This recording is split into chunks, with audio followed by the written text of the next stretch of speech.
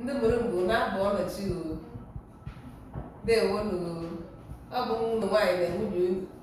Oriakụ Osinwa ọzọ na Ogbuge Ekpetọ ezigbote onye Umulumgbe kpọmkwem na-asụ gị uwe ịrahapụrụ ọfụma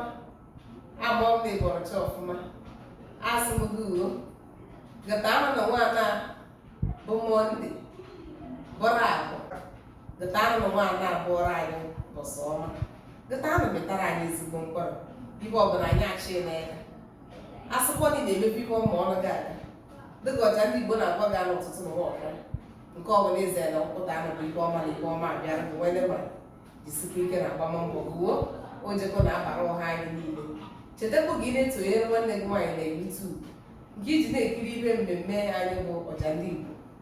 ya na nwa m nwoke bụ onye ezigbo nwanne gị Maazị Meda daapịanụ nke o ji Igbo ata etu nke ọ na-ahụ Igbo ga nka gị bụ onye na-asịrị nwa m oyibo nye anyị biko nyere aka ịnasị m oyibo nọsịmara mmadụ sịmara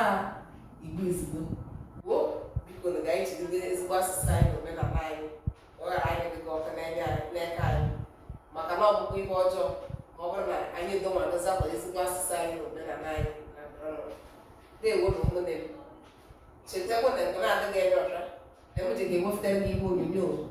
Maazị Meda aka amụ ọ bụrụ na ịma ga-aga abọchido tụlekere obere nwa npụta amụ iji taa ahụ ga-ede eji abọchido ata etu jiri aga egwu n'aka Maazị Meda dewo na ụmụnne m wede megere nwanne ụmụ nwaanyị na sọskraịb kpọrọ anyị na YouTube